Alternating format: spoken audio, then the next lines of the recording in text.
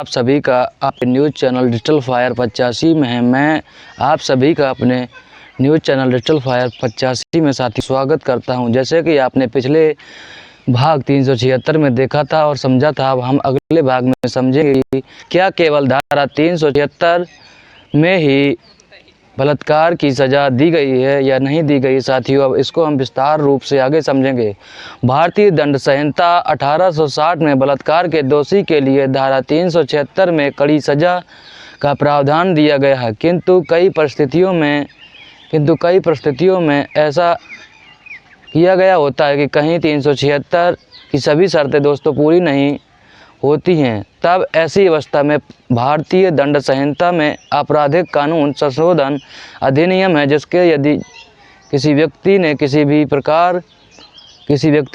भी प्रकार से बलात्कार जैसे संगीन अपराध को अंजाम दिया है तो वह अपराधी किसी भी तरह से बच ना सके और न्यायालय द्वारा उसे कड़ी से कड़ी सज़ा प्रदान की जाएगी। दोस्तों, तो आइए जानते हैं कि धारा 376 के अतिरिक्त वह और कौन सी धारा है।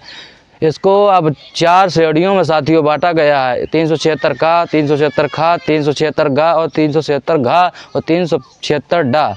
साथियों, अब हम समझेंगे 376 का को, जो कोई भी धारा 376 का अपराध या आपराधिक उपधारा 2 के अधीन दंडनीय अपराध कारित करेगा और ऐसा अपराध कारित करने में अनुक्रम में ऐसी क्षति कारित करेगा जो स्त्री की मृत्यु कारित करे या स्त्री को लगातार दोस्तों प्रताड़ित करे, तो उसमें हम आर्टिकल 376 को विस्तार पूर्वक साथियों समझा सकते हैं।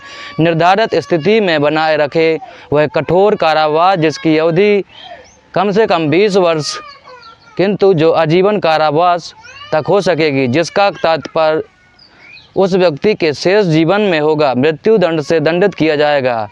आप समझेंगे हम 376 खा को, जो कोई भी स्वतंत्र रूप से अलग रह रही थी, लगाव घोषणा के उपरांत अपनी पत्नी के साथ उसकी सहमति के बिना यौन संबंध, वो धारा 376 वी के प्रावधानों के अंतर्गत दोषी माना जाएगा, जिसकी सज़ा 2 वर्ष से अधिक या 7 वर्ष तक की कैद और जुर्माना हो सकता। साथियों, अब हम समझेंगे 376 गा को, जब कोई अधिकारी, सरकारी कर्मचारी जेल रिमांड या होम हिरासत में किसी अन्य स्थान स्त्रियों या बालकों की संस्था का अधीक्षक या प्रबंधक या अस्पताल कर्मचारी होते हुए ऐसी किसी स्त्री जो कि हिरासत में हैं या उसके अधीन है या परिसर में उपस्थित है, तो साथियों वो उसके साथ कोई भी दुर्व्यवहार नहीं कर सकता है।